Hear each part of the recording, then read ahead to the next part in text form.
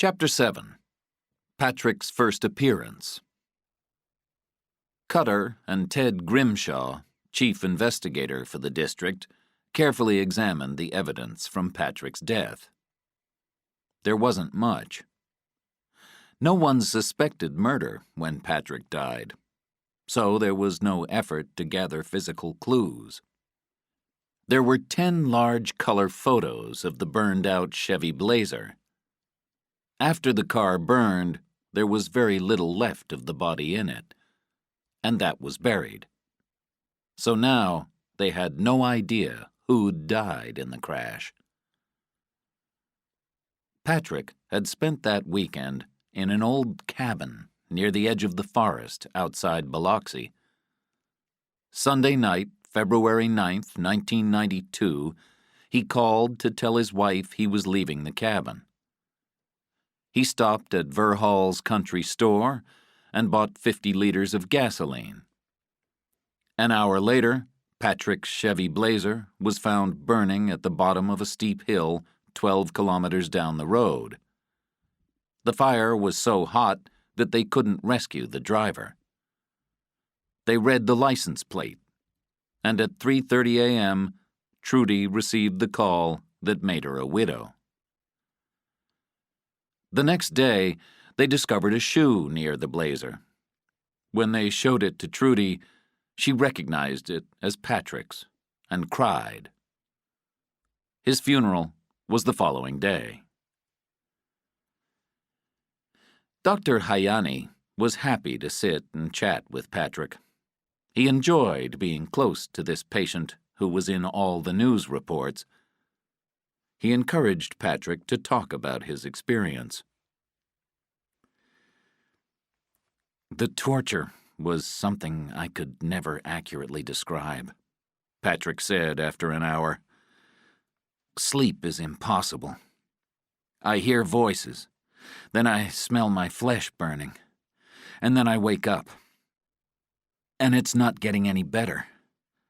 They're still out there, still after me. I can't sleep. I don't want to sleep. I'll get tortured again. He paused. Doc, I need to stay here as long as I can. They'll want to put me in jail, in a cell with other criminals. I can't live like that. But why do they want to move you? It's pressure, Doc. They have to slowly increase the pressure on me until I tell them what they want. If they put me in a cell with criminals, I'll understand that I have to talk to them. If I don't, I'll spend the rest of my life at Parchman, the worst place in the world. But you can keep me here, Doc.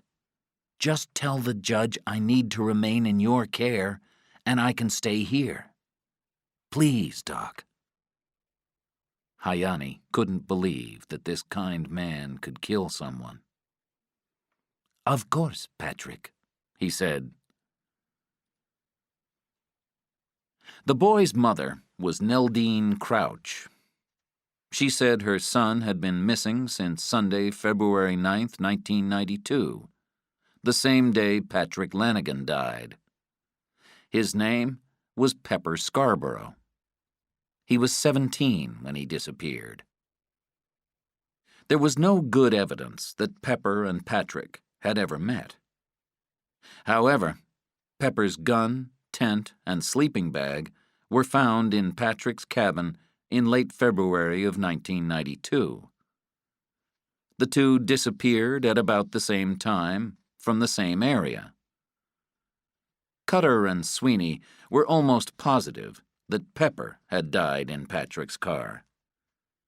But they couldn't prove it. Neldine, however, thought she could, and was anxious to share her ideas with the press. Her lawyer held a press conference. Neldine cried, and her lawyer suggested there might be legal action against Patrick Lanigan.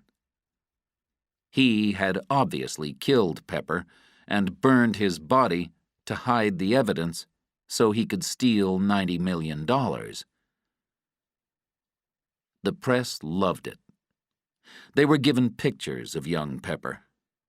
Now there was a face for the dead body, and he became human. This was the boy Patrick had killed. Patrick watched the story alone in his dark room. He and Pepper had met several times, beginning in January of 1992. They'd hunted together and talked. He wasn't surprised that people believed he'd killed the kid. For the third day, Patrick didn't wash his hair or shave. The world was waiting to see him today. He wore the same clothes he'd worn every day. He didn't wear socks. He wanted people to see the rope marks just above his ankles. Sandy arrived at 10 and gave Patrick a pair of dark glasses he'd requested. Patrick sat on the edge of his bed and tried to breathe slowly. "I never thought this day would come. Never," he said. "I'll do all the talking," Sandy said. "Just try and relax." Sheriff Sweeney knocked and entered with his assistants. Patrick put on the dark glasses and was led out of the building to a waiting car. Sandy stayed on his left, gently holding him by the elbow. Patrick looked out the window as they drove through Biloxi and noticed the changes since he'd left. He started to relax. Then they turned onto Main Street, and he was anxious again. In the middle of the old shops and stores was the large white building where he'd been a partner in Bogan, Rapley, Vitrano, Haverack, and Lanigan, attorneys. The car stopped in front of the courthouse, where a crowd of reporters, photographers, and cameramen was waiting. Patrick lowered his head and tried to hide among the sheriff's assistants. They walked him quickly into the courthouse as the press called out questions. "Patrick, what's it like to be home? Where's the money? Who burned in the car?" Sandy and Sheriff Sweeney stayed with Patrick in the jury room. "Are you okay, Patrick?" Sweeney asked. "Yes, sure, Raymond. Thanks." He sounded scared, and his hands and knees shook. There was a knock on the door, and a pretty girl entered and said, "Welcome back, Patrick. Judge Husky would like to meet with you. He'll be here in a few minutes."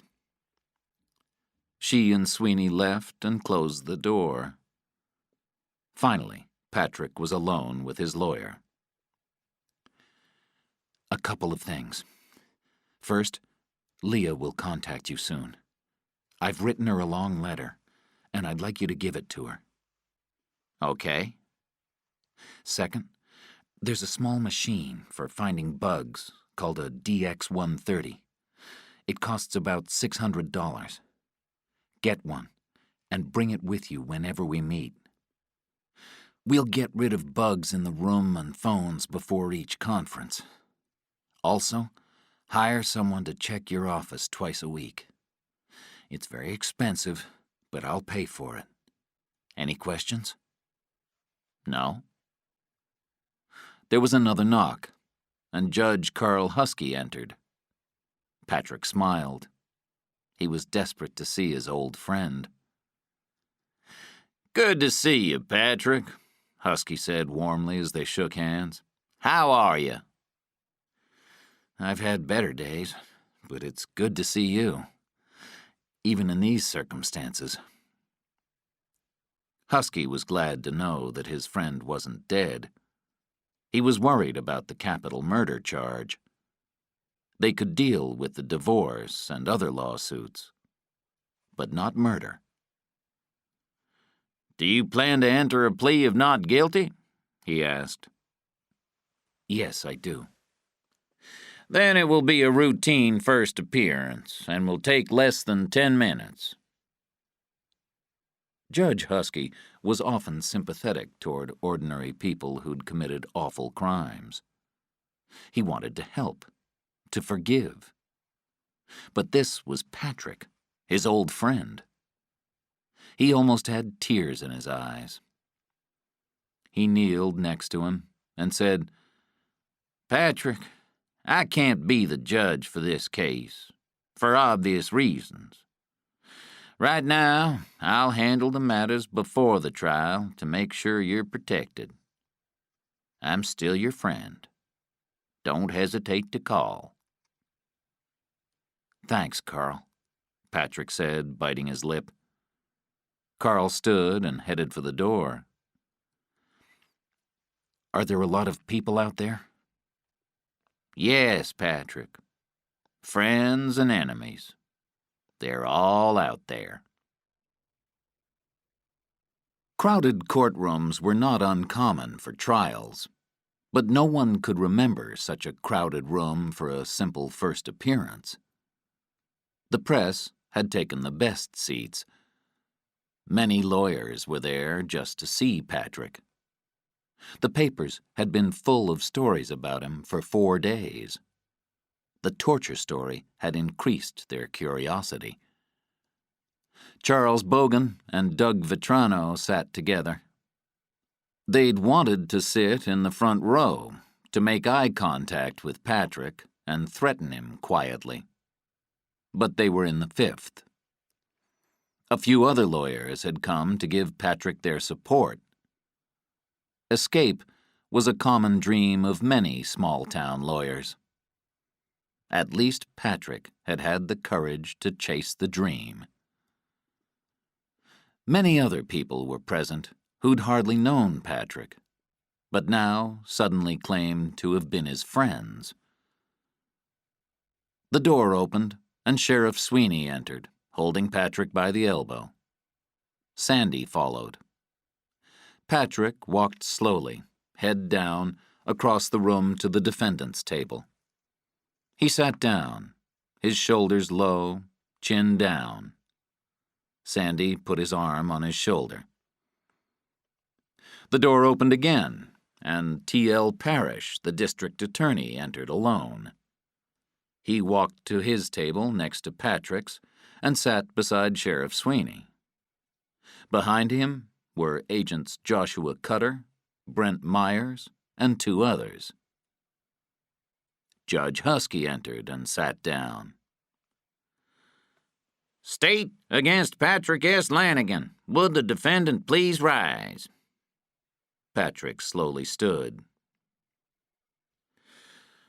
"Mr. Lanigan, I'm holding a copy of an indictment against you by the grand jury. It states that you murdered a human being, name unknown. Have you read this indictment and discussed it with your attorney?" "Yes, sir," Patrick announced. "What is your plea?" "Not guilty." "Your plea of not guilty is accepted. You may sit down." He paused. "Any questions from the attorneys?" The lawyers said nothing. Parrish stood and said, "Your Honor, we would like to put the accused in jail as soon as possible. As you know, he's at the base hospital now." "I just talked to his doctor, Mr. Parrish. He's receiving medical treatment. As soon as his doctor gives permission, we'll move him to the jail." "Thank you, Judge." "If there's nothing else, this hearing is closed." When they offered her $50,000, Trudy agreed to talk to a TV journalist. The show was Inside Stories, which was very popular. Her daughter, Ashley Nicole, sat on the sofa with Trudy. "Look real sad now," journalist Nancy D'Angelo told the little girl. "We need tears from you," she told Trudy. They chatted for an hour about all the terrible things Patrick was doing to them. Trudy cried when she talked about the funeral. She had suffered through the months and years afterward. No, she hadn't remarried. No, she hadn't heard from her husband since he'd returned. She wasn't sure if she wanted to. No, he'd made no effort to see his daughter. And she cried again. She hated the thought of divorce, but what could she do? And the lawsuit, how terrible. This nasty insurance company really wanted to destroy her. Patrick was such a terrible person. If they found the money, did she expect to get any of it? Of course not. She was shocked by the suggestion. On TV, the interview was 20 minutes. Patrick watched it in his dark hospital room. It made him smile. Sandy's secretary was cutting out his photo and the story of yesterday's court appearance from the New Orleans paper when the phone call came. She found him immediately. It was Leah Pirej. She said hello and asked if he'd had his office checked for bugs. Sandy said yes. She was in a hotel room a few blocks away and suggested that they meet there. Sandy was excited to hear her voice and would do whatever she wanted. Leah greeted him with a smile and poured coffee for both of them. How is he? She asked. He's getting better. The doctor says he'll be fine. How bad was it? She asked quietly. Pretty bad. He reached into his case, removed a file, and handed it to her. She looked at the photos and cried. Poor Patrick, she said to herself. Poor baby. I'm sorry, Sandy said. Here's a letter from Patrick. She finished crying and poured more coffee. Are any of the injuries permanent? She asked. The doctor thinks they'll get better with time. Mentally, how is he? He's okay. He doesn't sleep much and has bad dreams. But he's getting better. I guess he's lucky to be alive. He always said they wouldn't kill him. She paused and changed the subject. Let's talk about his divorce. She stood, walked to a drawer, removed a thick file, and placed it in front of Sandy. Did you see Trudy on TV? She asked. Yes. Patrick hates her. She's a bad person, and she was unfaithful to him the whole time they were married. It's all in this file. The last year they were together, Patrick hired an investigator to watch her. There are photographs of her lover, Lance Maxa, coming and going from Patrick's house when he was away. There are also pictures of Lance and Trudy sitting by Patrick's pool, without clothes. Sandy took the file and looked through it until he found the photographs. He smiled. This will help. Patrick wants the divorce, you understand. He won't fight it. But she needs to be silenced. This should keep her quiet. What about the child? Patrick loves Ashley Nicole, but there's one problem. He's not the father. Who is? Probably Lance. He and Trudy have been together for a long time, even in high school. How does he know he's not the father? When the child was 14 months old, Patrick obtained a drop of her blood. He sent it, with a drop of his, to a laboratory for DNA tests. He's definitely not the father of the child. The report's in the file. Sandy had to walk around and think. He stood at the window and watched the traffic. "If he doesn't want the child, why are you mentioning this?" "You talk about this only to her lawyer," she said. "You show him the file, all of it. Then they'll be anxious to come to a settlement." "What type of settlement?" "She gets nothing." "What could she get?" "It depends. It could be a small fortune or a large one." "It would be helpful if you guys would tell me more." "We will. I promise. But first, we'll take care of the divorce. Trudy has to give up any claim to anything of Patrick's.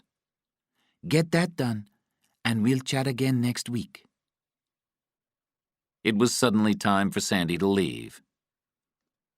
"How long will you be here?" he asked. "Not long," she said, and handed him an envelope. "That's a letter for Patrick. Tell him I'm fine. I'm moving around, and I haven't seen anyone following me." Sandy took the envelope. Leah was nervous and was anxious for him to leave. She forced a smile and said, "You have a job to do. Patrick and I will worry about the rest."